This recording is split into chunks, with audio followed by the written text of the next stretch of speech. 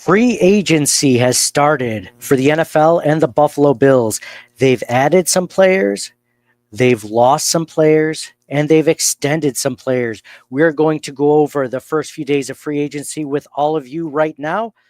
Let's go! Hi, I'm Bills defensive end Greg Rousseau, and you're listening to Nate and the Fellas on Circling the Wagons podcast. Nobody circles the wagons like the Buffalo Bills. Go Bills! Where else would you rather be than right here, right now? Hey, hey, let's go Buffalo! Hey, hey, let's go Buffalo! The Bills make me wanna shout.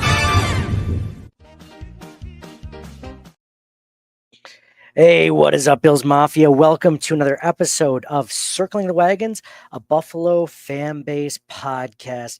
I am your host, guys. Thank you so much for joining us.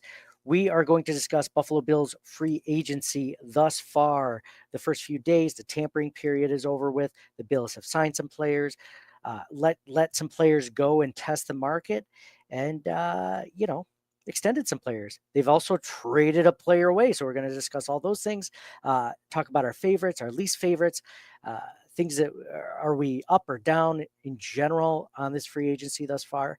And we'll go from there. So first, I'd like to welcome my co-host John again to the podcast. John, man, how you feeling?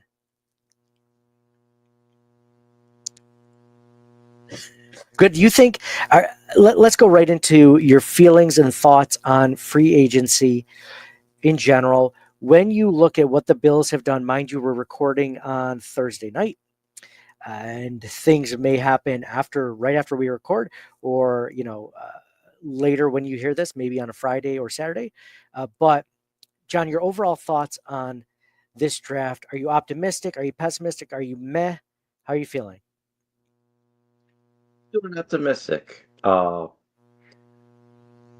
They've already started to address several needs. They brought in 3 defensive linemen already, wide receiver, safety depth. They've re-signed guys. They've extended guys.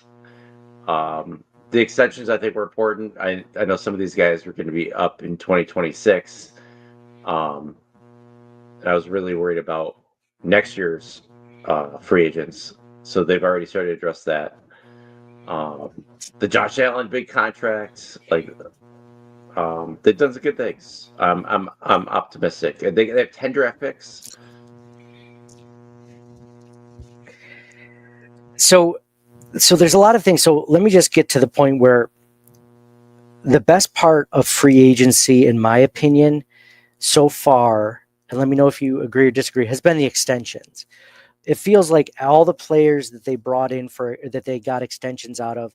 You're talking about Khalil Shakir signing an extension, Terrell Bernard signing an extension, Greg Rousseau signing an extension, Josh Allen you just mentioned, and then there was Reed Ferguson, Reggie Gilliam, Ty Johnson. Those guys were free agents, but we re-signed them.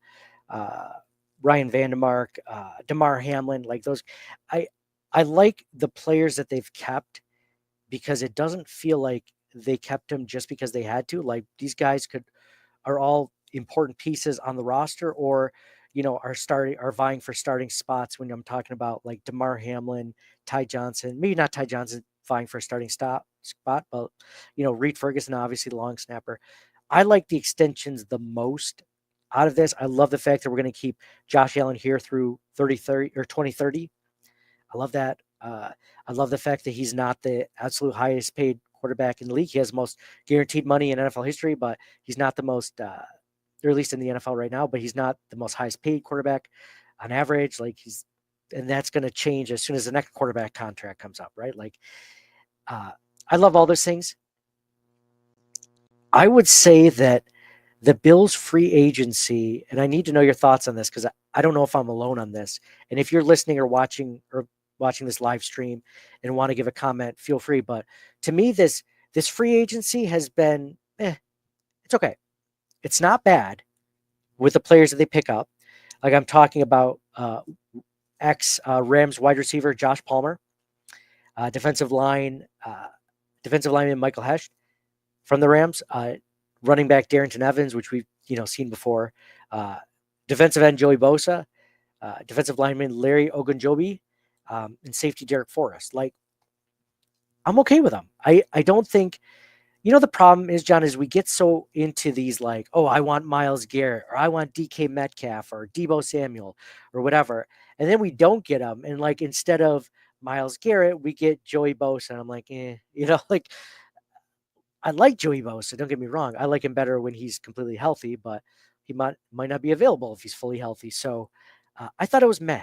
What were your thoughts on like the free agents they've added to the roster? Because when I look at it, I don't see a lot of added positive. I think it's a lot of speculation and hoping that these guys won't be injured.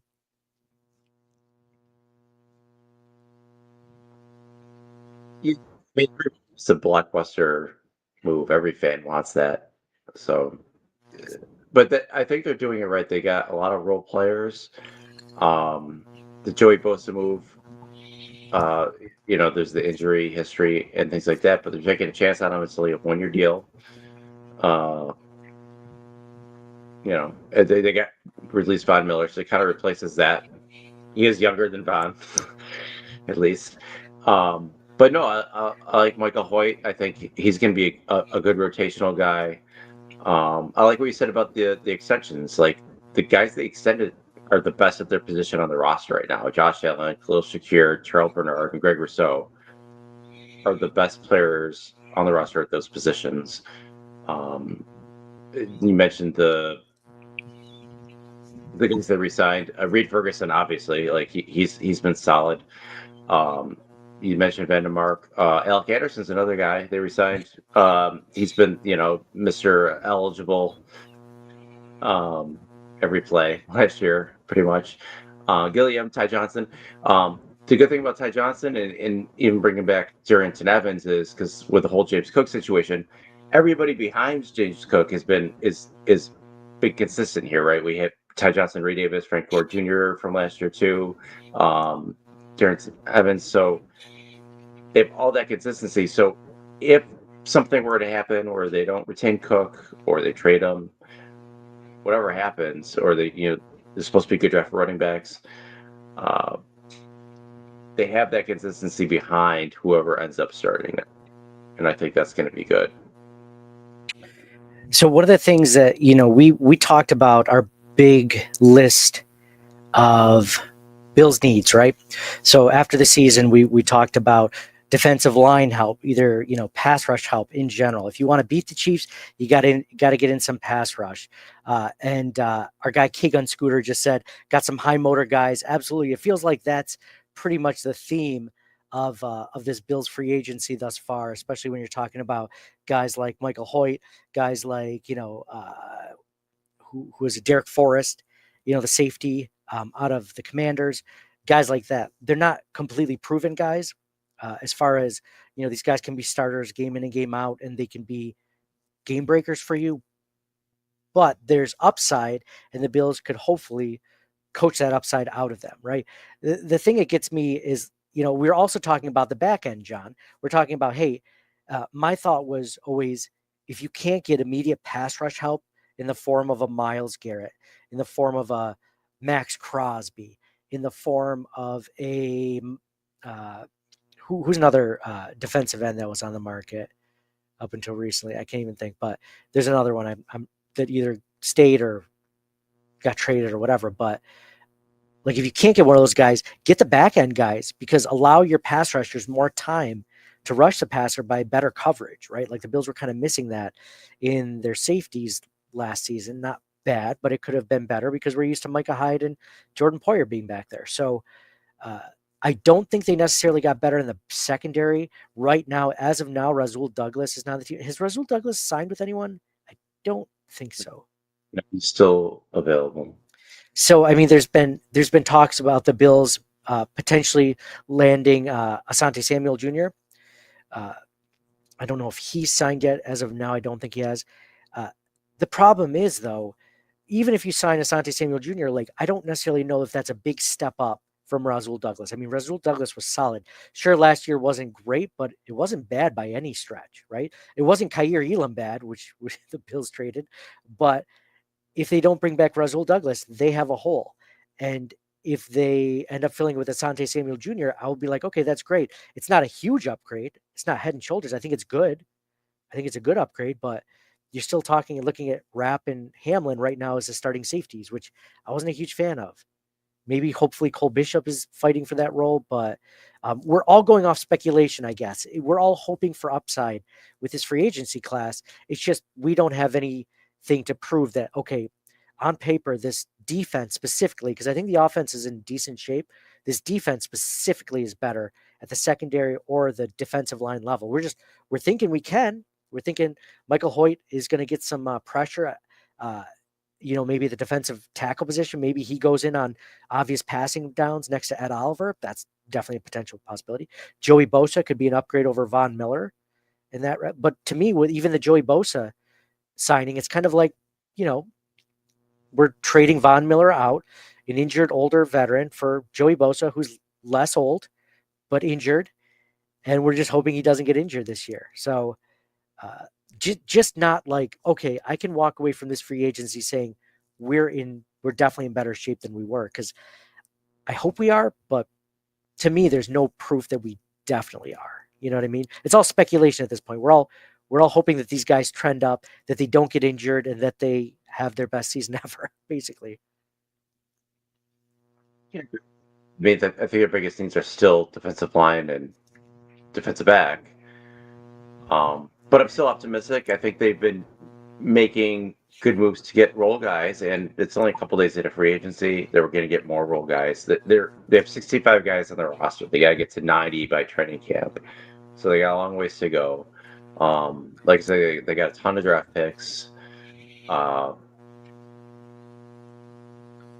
So we got to see where it goes. I think things are trending where like corner is going to probably end up being their biggest need, and if there's a guy available for their first pick, that could be that.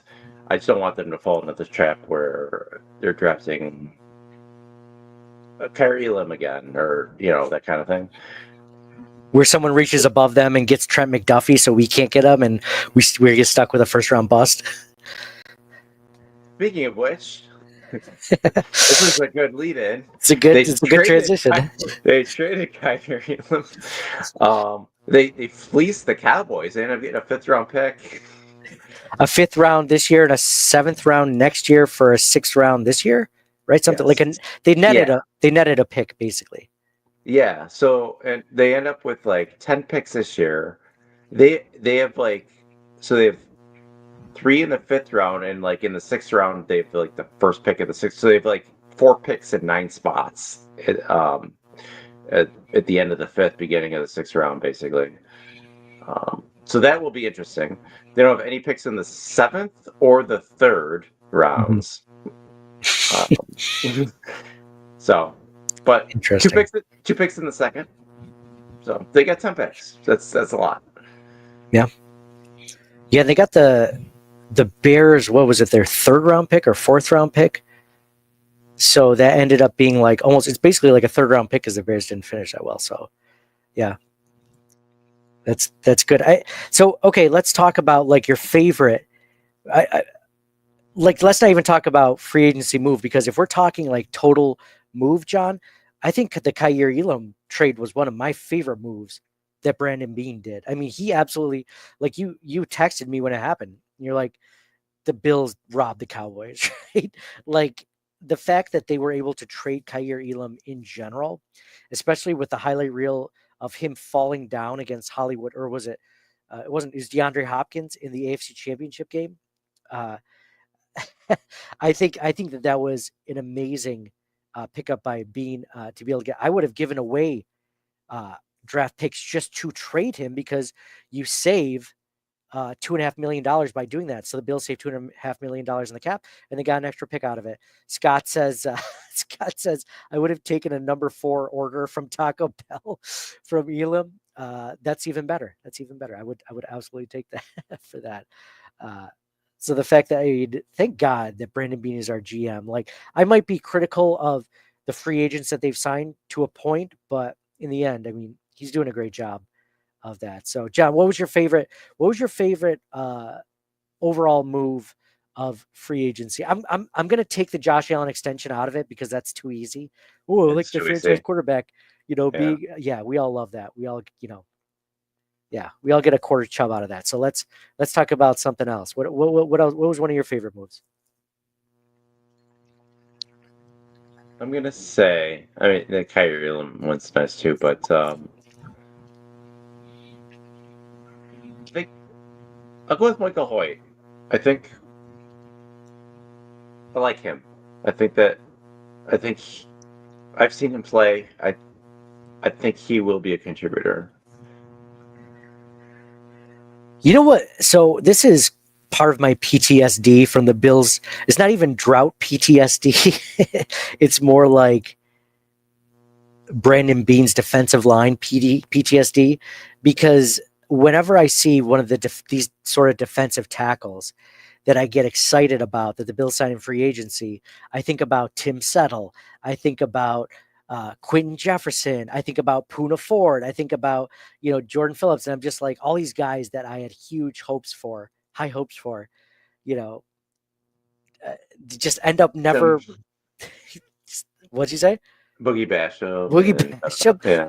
Yeah, they just never amount to much, and they become too much of a tweener that they don't really have. I mean, a defensive tackle, like the Bills have not really hit on that position. Ed Oliver, I think, is good. If I had to choose, as far as what to add on defensive line, like I want a stud one technique next to Ed Oliver, and an upgrade over Daquan Jones, so that Daquan Jones can, come in, but he's more of a rotational guy than the starter, right?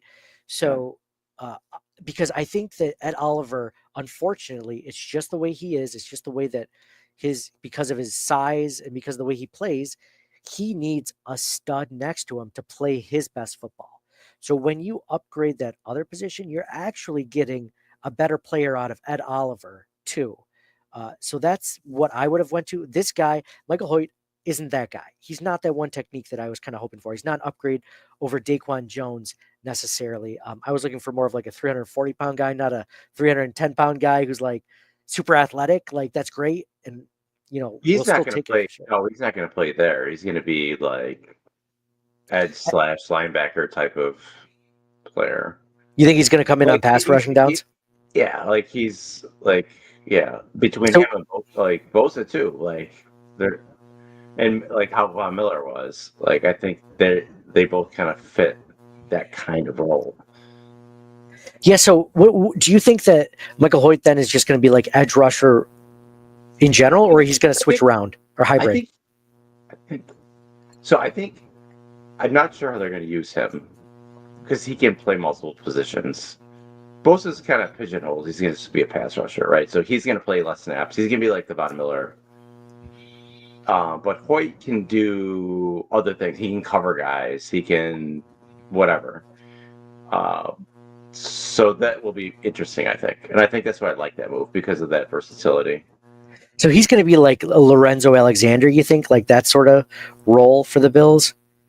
Like, because remember, Lorenzo Alexander would play defensive tackle. He'd play edge rusher. He'd, drop into coverage and linebacker sometimes. Like, he was a Swiss Army knife. He's the best Swiss Army knife player that the Bills have had in that sort of role. And they have never found a replacement for him. Did you notice that? Yeah. We got him late in his career, too. Yeah, we did.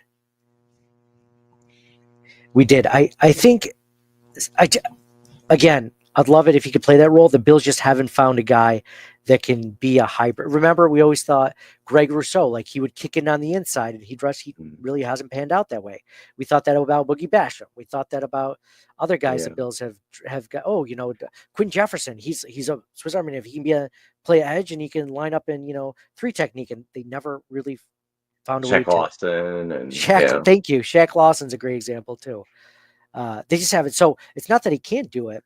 Just haven't seen proof. I still like Rousseau a lot. I think he's more of like a number 2 defensive end. They just need a guy to be the number 1. Which is perfect in this role because Joey Bosa, I mean, I mean, Greg Rousseau, I really like Greg Rousseau a lot. I'm glad they extended him. And for the most part, we didn't mention this, but like a lot of these guys, they got on good value, including Rousseau, which probably could have gone for a lot more money if they'd waited another year or so, or, he hit free agency. He's their best pass rusher right now. Greg Rousseau is their best pass rusher. And I guess, he needs, I was reading something that I think Joe Biscaglia brought up that Greg Rousseau's best pass rushing side is, I believe, the left side. But since Von Miller only, for the most part, came in on passing downs, he took that side. So Greg Rousseau would be pass rushing from the right side. And Greg Rousseau is still their best pass rusher. So I'm excited that he can go to the left side now with Von Miller gone. Maybe that's an upgrade at both sides, right? Like this could be the best pass rushing defensive end combo that we've had in a while, potentially, since Von Miller of 2022, right? This could be that. So I'm excited for that, but health again on Joey Bosa's side. So I want to say one of the other, we didn't talk about wide receiver Josh Palmer. The Bills signed him to a 3-year deal. I believe it was $36 million. So like a much bigger deal than Curtis Samuel even got last year. We kind of forget Curtis Samuel in general. He will be back again this season. He started to catch a little bit of fire at the end of last year. Part of that could have been his chemistry with Josh. Part of that could have been the injuries that he dealt with from training camp on, turf toe injury and anything else. But it seems like another one of those guys. But they finally have, John, a guy that can actually separate and get some separation. Because if you're looking for wide receivers, one of the things that we mentioned, you have to have speed or you have to be able to get open, because the Bills were one of the last in the NFL in wide receiver average yards of separation. Because you think about Keon Coleman, not a great separator. Big guy, not a great separator. Khalil Shakir, great yak guy, not a great separator. Amari Cooper, that's why we brought him in, because he was supposed to be a good separator. He was okay, wasn't great. And he never really took off with Josh Allen, but this is the guy that's that separator. He gets separation. He's one of the best in the league at that. So they got their guy in that respect, John. So your thoughts on the Josh Palmer signing? Not a fast guy. He's like a 4.52 guy, 40-yard. It's not blazing speed by any means, but he can get separation, and that's what we need, right?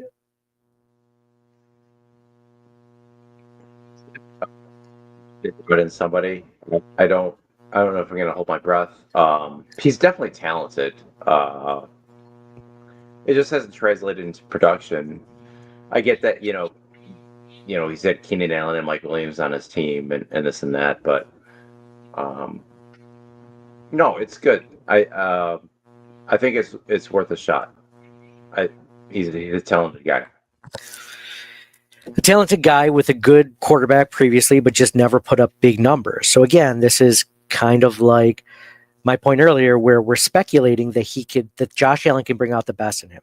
Do I have faith that he can? I think so. But I guess where I was coming off is not pessimistic, but less than enthusiastic about free agency so far is that you're losing Amari Cooper and Matt Collins, right? Like arguably one of the most talented receivers on your roster in Amari Cooper, and the receiver that had the most touchdowns on your roster in Matt Collins. And you basically replaced him with Josh Palmer, which, again, not necessarily a downgrade, but I guess I just don't see it as a significant upgrade than that, if at all. You can't compare 2 versus 1. So how would you rank the 3, 1, 2, and 3? Well, I haven't seen enough of Josh Palmer, just besides highlights and his stats. But, I mean, I'd say they're probably similar to Matt Collins' stats before he got to Buffalo.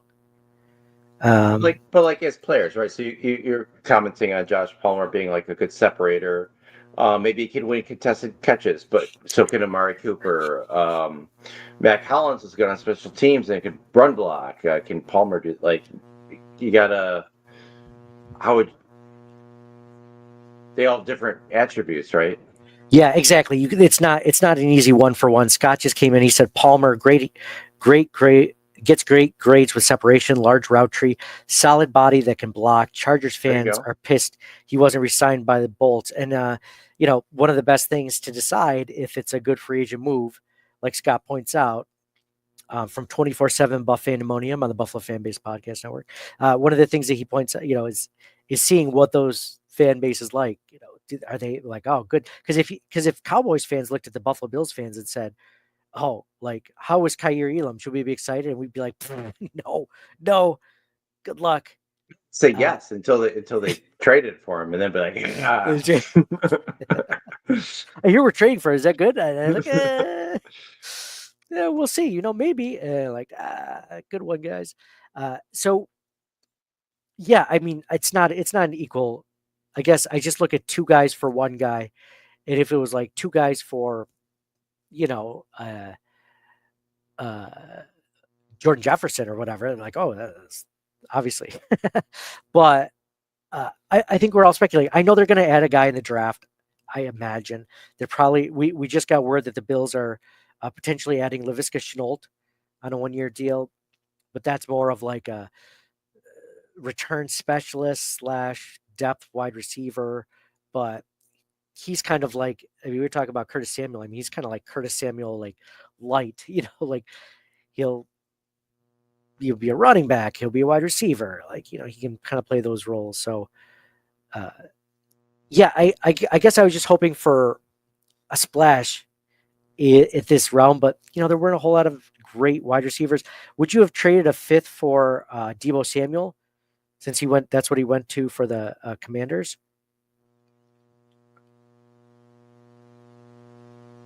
They have 3 5th-round picks. I mean, they just got the 2 Compensatory picks. Yeah, I mean, I don't know. Would you? Do they get you? Of course, Deebo Samuel just had his worst season, right? So yeah, so Keon Coleman, and Cooper, for that matter, both had injuries in the middle of the year, and I think that kind of might have affected both of them in different ways. So hopefully Keon can take a step forward here. I know, everybody's they want results now, even with rookie receivers, but traditionally in the past, it's sometimes you got to wait till year 3 for the breakout, Mm-hmm. Or sometimes year 2. But so I'm still optimistic with Keon. I'm not as optimistic anymore about Kincaid necessarily. Same. Especially with Knox still there and everything. I just don't see Knox is the better blocker. He's the more complete tight end. So he's probably going to be in there more. And Kincaid is this kind of in between guy. He more of a slot guy like Shakir, but Shakir's the best slot guy. So I'm not sure how that's going to end up. I think part of Kincaid's issue is it's recency bias, because the last time we saw him play, he was dropping a 4th and 22 pass or whatever it ended up being the Josh. Yeah. No, I'm not biasing. I recognize he was also playing hurt through all that too. Mm-hmm. But I'm just saying, as an overall, his hands weren't hurt though. So yeah. I don't know. Well, that was one of the reasons they drafted him, as well as Coleman, is because of their hands. Yeah. I mean, they finally have their starting wide receivers, including Palmer, have great hands. Their receivers and tight ends, for the most part, have really good hands. That's one of the reasons, so they added a lot. They had less drops this year than previous years. They had a lot of yak, which they never had, yards after catch. That they didn't have in previous years. They excelled in a lot of those areas. Some of that having to do with James Cook. Hopefully he doesn't hold out. But I think also part of Dalton Kincaid's problems were the expectations that we, the fan base, Bills Mafia, put on him. Because think about that. We went into the season thinking he could be the number 1 wide receiver for Josh Allen. And I don't even know if he's finished top 6 or 7, to be honest. I think he's probably in that range. So not even close to the first target as far as targets or yardage, receptions. He's not in that realm. So I think it was expectation. I think it was the injuries, of course, and I think it was just chemistry. Like it's just not clicking between him and Josh. It's either the role uh, that he's getting from his offensive coordinator, or he's just not getting that chemistry, and they just haven't found a way to use him, which is unfortunate because right now, I mean, it's early, and we thought that Spencer Brown was a bust, 2-3 years into his career, and he ended up being one of the best right tackles. It feels kind of like Dalton Kincaid's trending toward bust. Then this is a guy that we can count on after Dawson Knox leaves. Like Kincaid, I just don't think he's gonna necessarily live up to the draft capital that he had. Yeah, especially because we traded up to get him too. Remember, we traded ahead of the Cowboys.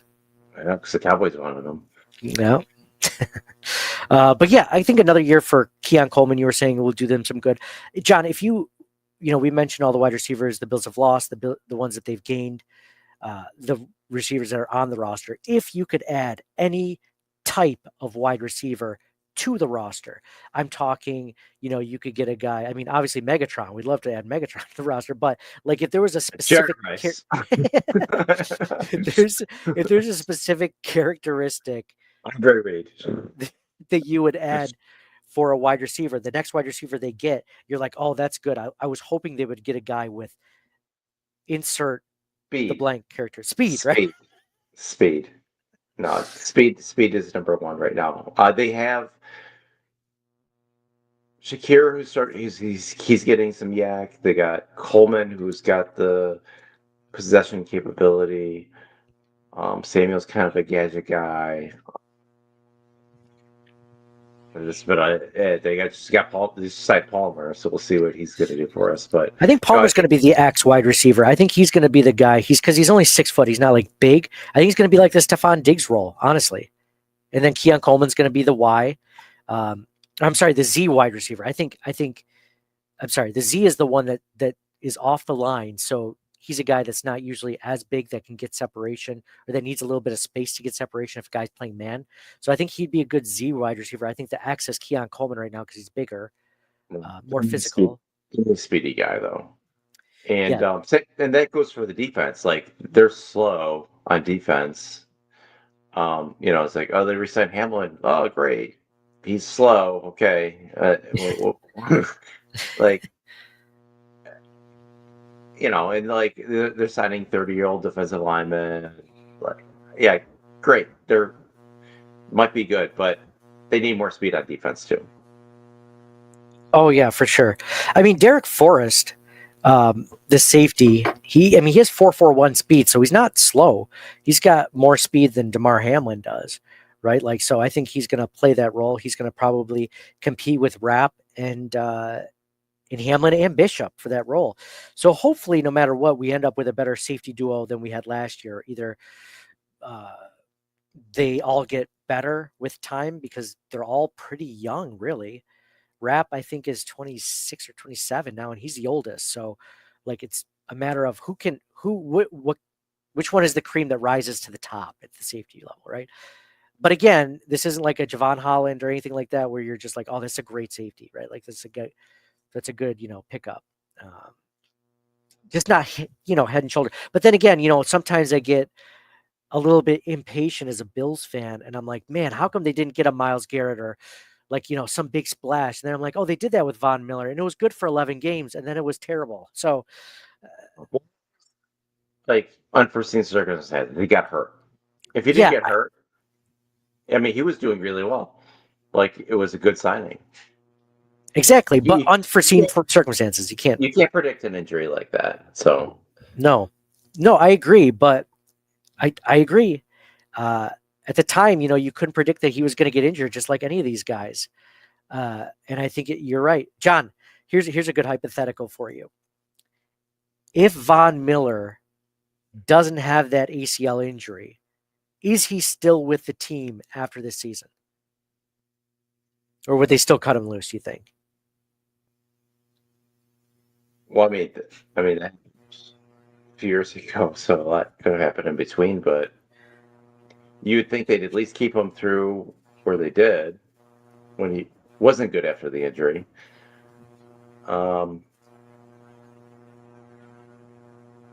Yeah, maybe. I mean, he was taking pay cuts to try to help him out and stuff last year, right?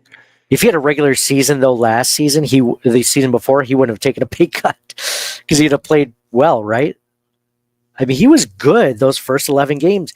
If he had finished out that season with double-digit sacks, and the next season, even if he took a step back, he just, But I mean, even if he had 10 sacks every year, like, what is he, 35 now? yeah. I Yeah. mean, This was the year for his 3 years. It was his out. Yeah.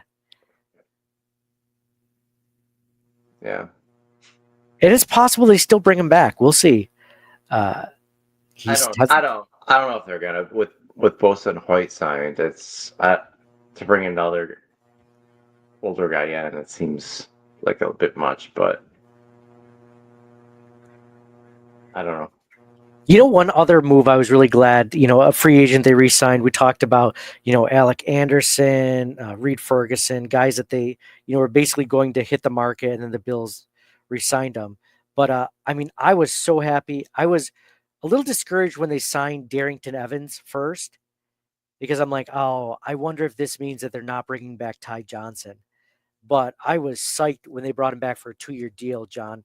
That was actually like one of my favorite, if we don't count extensions, one of my favorite moves, because not only is this the best running back room that I think the Bills have had in a long time, he could have that much bigger of a role if by any chance there is a James Cook contract holdout. I mean, his role is that much better. And I feel really good because he was in on a lot of third downs. They trusted him a lot on third down to either close out games or go ahead with points, when it was a close game. So I was really happy about that one.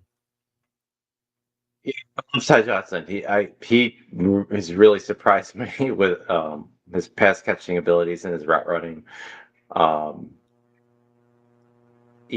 Ray Davis was supposed to be like the de facto number 2 last year, and I think Ty Johnson overtook him. I don't think anybody they have on the roster is going to be an RB1 outside of James Cook. I think they're all rotational guys. So if they don't end up with Cook, I think they do need to bring somebody else in. And it's probably like a draft pick or something. And trading Cook for something in the process. 15 million seems like way too much for me for a running back. Yeah, no way. Absolutely not. And you've heard me over the years on like during the drought, especially where they're. I think I probably even said it in the last podcast. Like, forget it. This is too much. I get there's been success recently with older running backs with Saquon Barkley, Derrick Henry, and this and that. But like, I think in the like overall grand scheme of things, I think it's not as important to have like the top guy, just have a really good guy or a good guy in there. I mean, we saw it with like Fred Jackson. Like Fred Jackson was awesome, undrafted free agent. I'm not saying he was like more talented than some of the first round picks he played with, but he played really well, right? So I don't know. He was much more steady and reliable than the other guys. So here, John, let me put it to you this way, because you're actually the perfect person to ask this question, because you hate drafting running backs on day one in general, and or day two, maybe even day two with second round picks. You've been a fan of James Cook since the beginning, probably before a lot of fans were. You also don't like paying running backs at all. You don't like drafting guys early. You don't like paying them. James Cook is probably one of your favorite running back prospects that the Bills have had in recent history, and for good reason.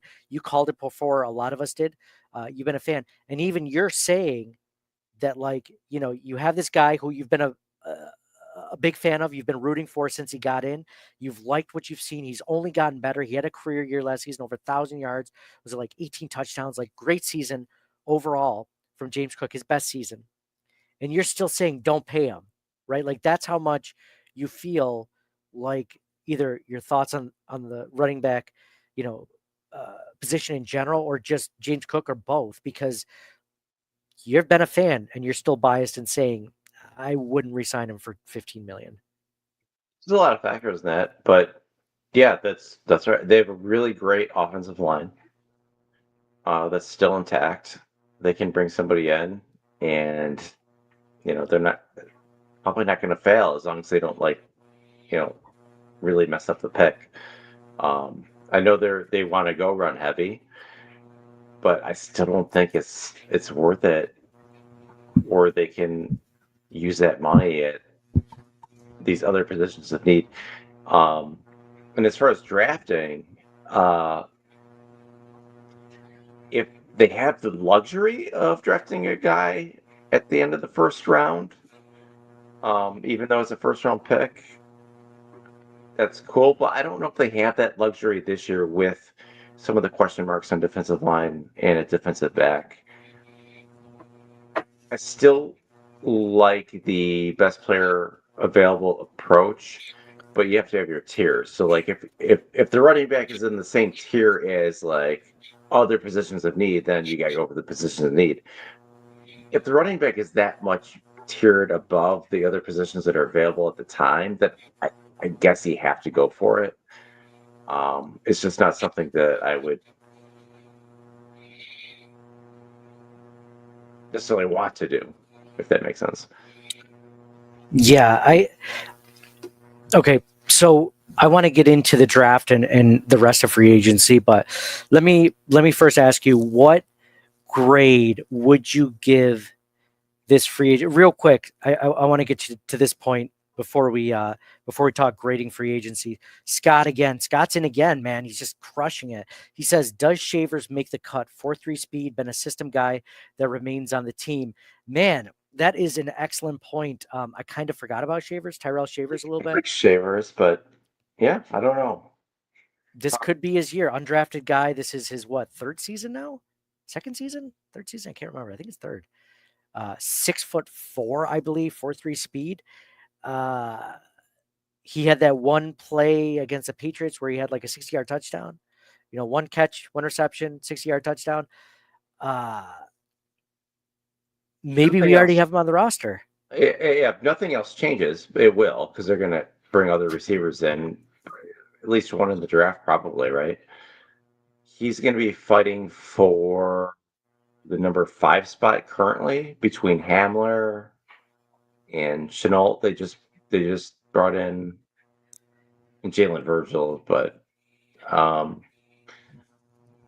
so if it's against a rookie, the rookie makes it, right? I mean, unless it's a day 3 pick. If it's a 6th round rookie versus a 2nd round rookie, yeah, it makes a difference. But true. And free agency isn't over yet. What if they bring back Stephon Diggs? I'm just kidding. Everything's fine now, no drama. It's like your buddy that gets back with his ex-girlfriend.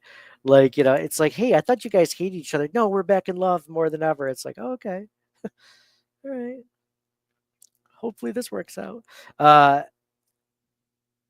Okay, John. So grade for this, we're going to wrap this up soon, but grade for this free agency in general.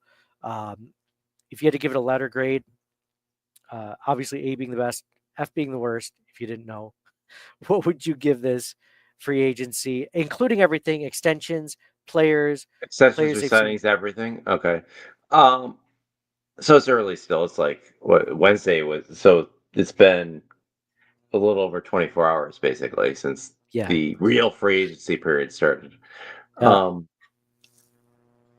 see here, like extensions. I'm thinking. I'm just kind of like talking out loud here. Extensions are like A, right?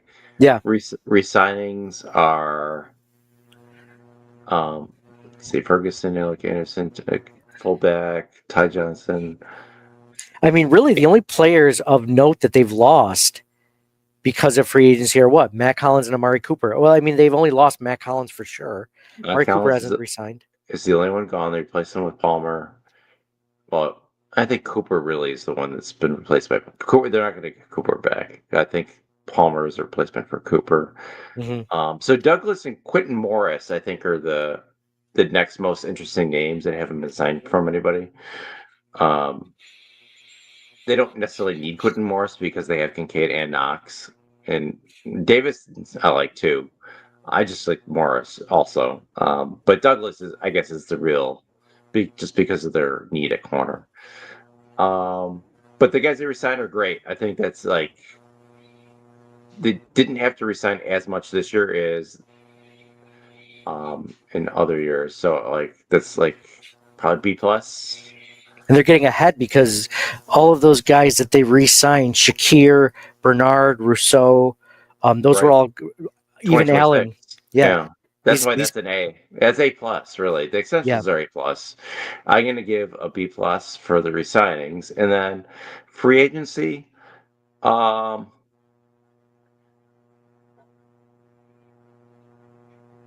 mean, C plus B minus, just Mhm. because it's not like, you know, you can only do so much. Yeah. So if you average it, right? So it's like a B? B? Something Yeah, like that? B. Yeah. A B. B. Yeah. B. Let's give it a B. B's good. 3.0. Yeah, they still got 10 picks. 10 picks. Yep. You know? They're gonna move up or down or both times in the draft. They're gonna do some moving in the draft. They have 65 players in their roster. They got, a bunch more to go. I think they already have 9 players on the defensive line, I believe. Someone is mentioning that. So, like, they don't really have a lot of room for one more player at this point.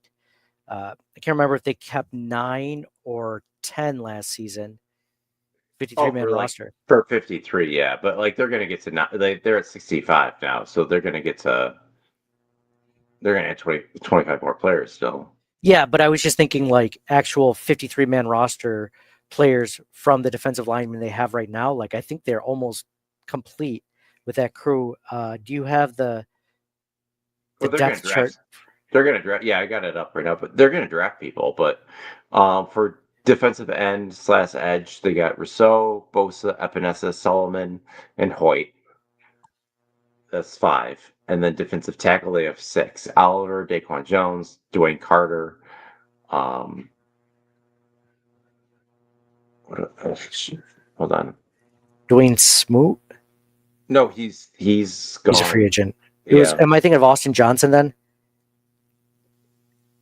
No, I don't have him either.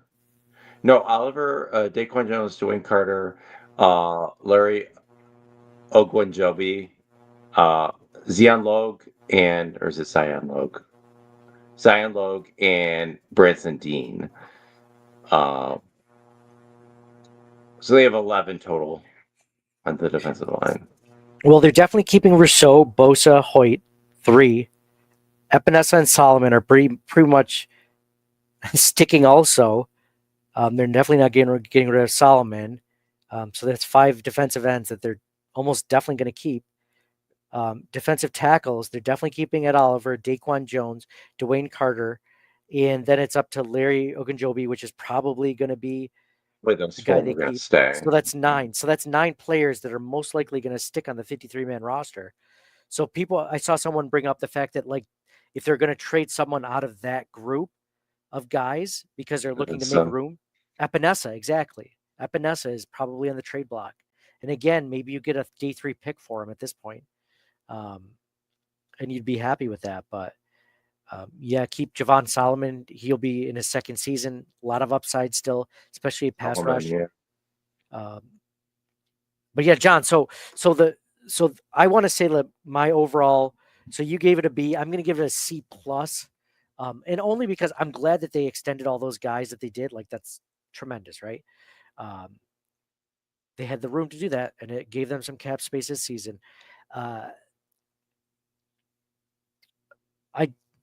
I think that the free agency is pretty even and neutral at this point, to be honest. Actually, it's probably at this point, 24 hours later, like you said, I think it's actually a little bit negative because they haven't found a replacement for Rasul Douglas yet. When they do, I think it'll be closer to a B for me. But that kind of leads me into my next question is, we mentioned what kind of traits would you look for at a wide receiver if you were to get a new one? The draft starts tomorrow. They add no more players in free agency. All things being equal, what player or what position do you draft with your first round pick? Like not even best player available, just like you can get the best player at any position. Which position do you take with your first round pick? That's a good question. It'd be between a lockdown corner and I think I'd take the lockdown corner. Me too. The Trey White replacement. The Trey White replacement. Yep. I agree. You get one more corner like that, and all of a sudden my C plus goes to like a B, maybe even a B plus. If they end up getting that, if they get Asante Samuel Jr. in free agency, then all of a sudden my grade goes up. But for right now, it's about C plus. What if you could get the next Bruce Smith? Then what?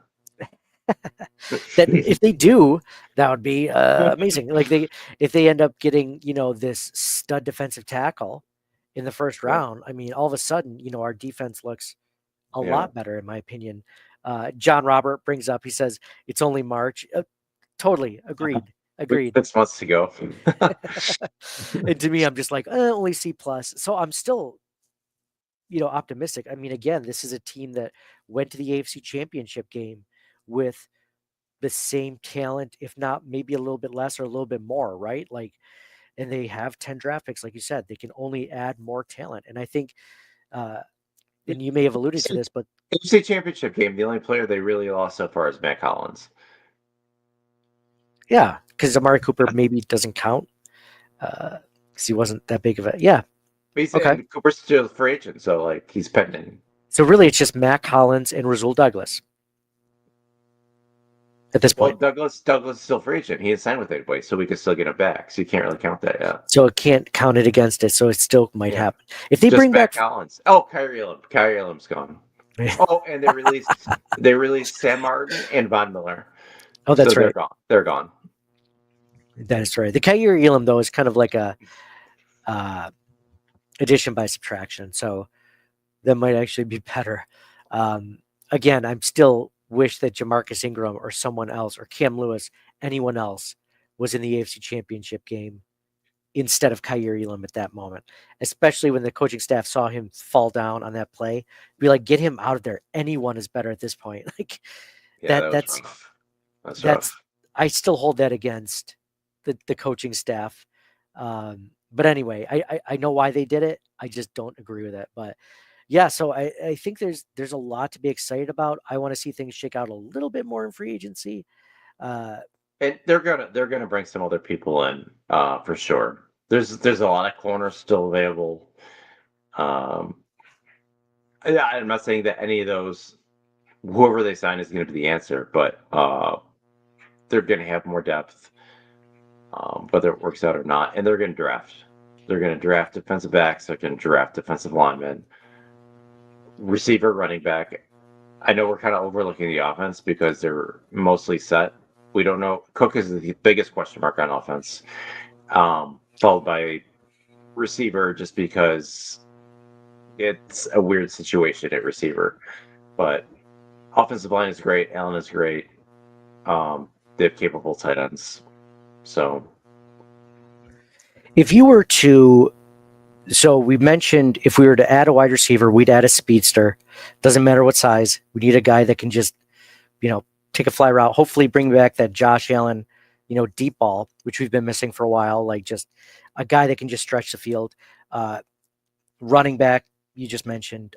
If you were to draft any type of offensive lineman, which, we've mentioned previous podcasts, at least mine, and I think you agree with this, John, my philosophy is every year you draft at least one receiver and offensive lineman, keep adding to that talent stash every year.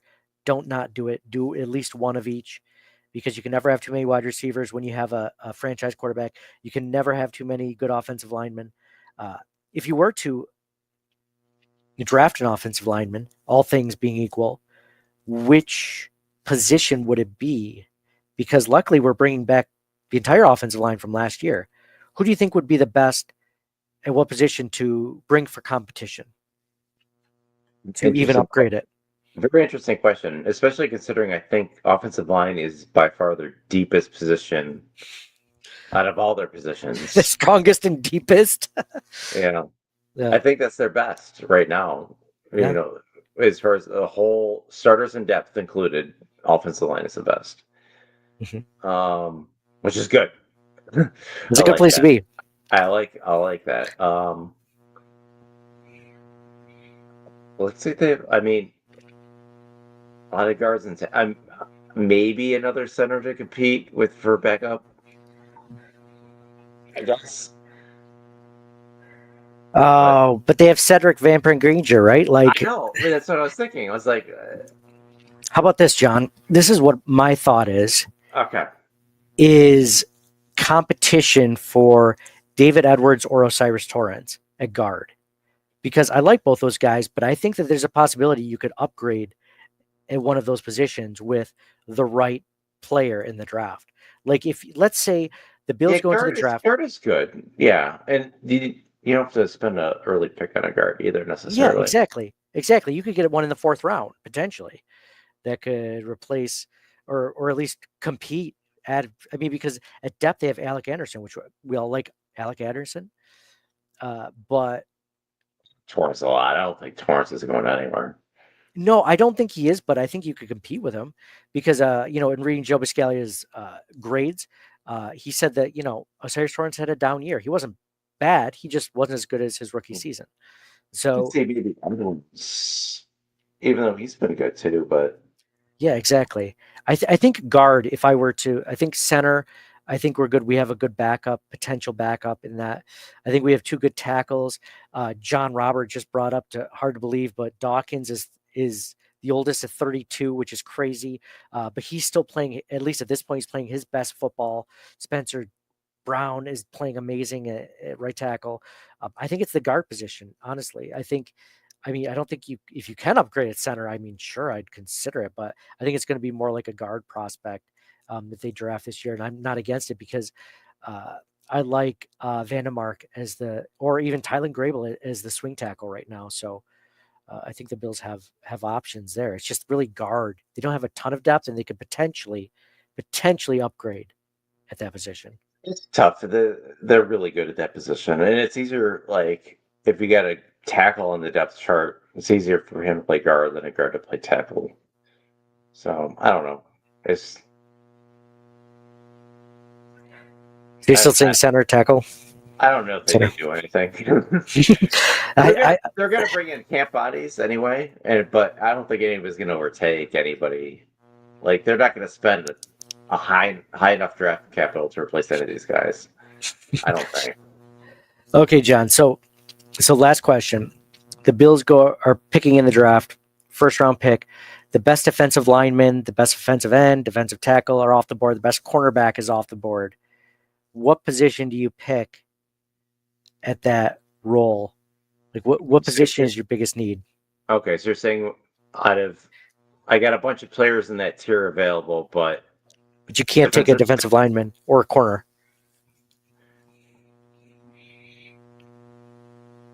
So I would consider safety very strongly. Yep, same safety, or I think this is a point where I would possibly look at a wide receiver. I know it's early. I think it depends on who's there. I guess for any position. Yeah. I don't know. Yeah.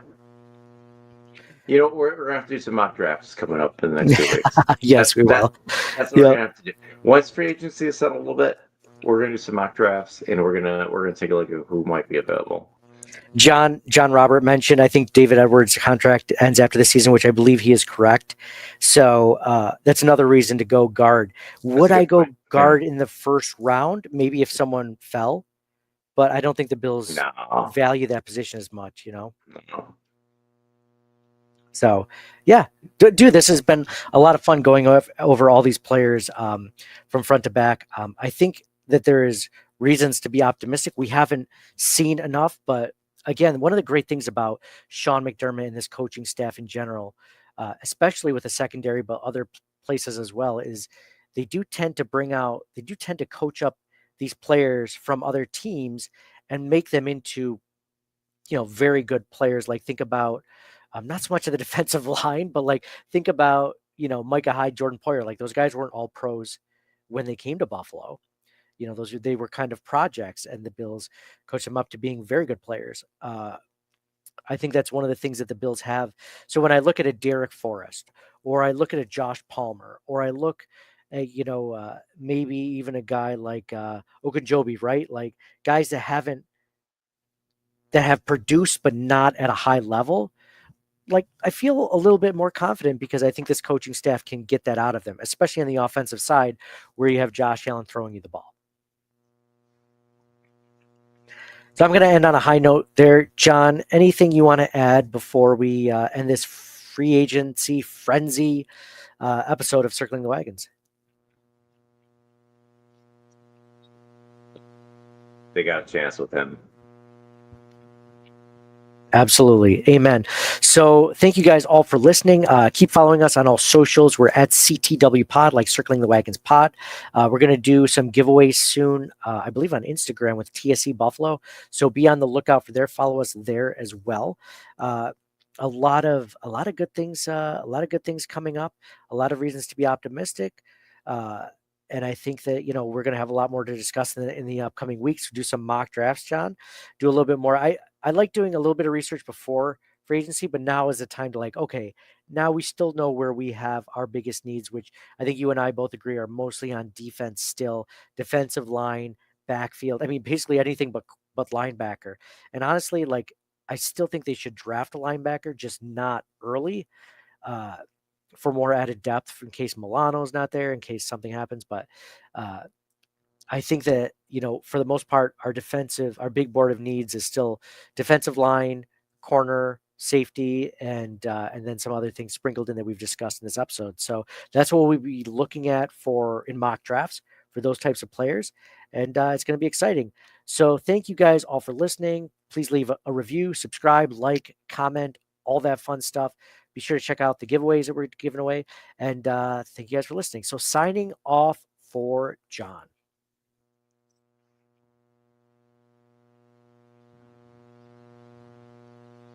Go Bills? Say go Bills. Okay. There's a little bit of a lag on my end. So for me, Nate, go Bills. Thank you guys all for being a part of this. And we'll talk to you all soon. Thank you for listening to the Circling the Wagons podcast. Download and subscribe to us in your favorite podcast service. Email us at ctwpod@gmail.com. That's Charlie Tango Whiskey Pod @gmail.com. Follow us on Facebook and Twitter at CTWPod. And most importantly, go Bills! Nobody circles the wagons like the Buffalo Bills. Nobody circles the wagons like the Buffalo Bills, Nate. Well, listen, the whole show is called Circling the Wagons. Say no more. I love it.